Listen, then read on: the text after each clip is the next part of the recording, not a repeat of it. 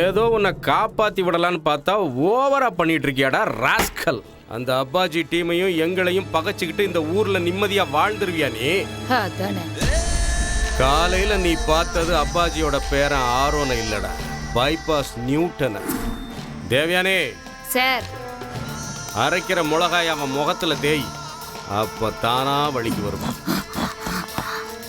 யோ Rajappa sir, நீ உன் வேலையை ஆரம்பியா? ஆரம்பிச்சிரு சார்.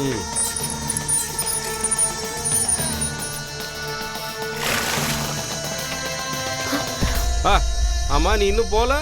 அவன் கண்டிப்பா சம்மதிச்சிருவான். தேவயானி மிளகா அரைக்க ஆரம்பிச்சிட்டால,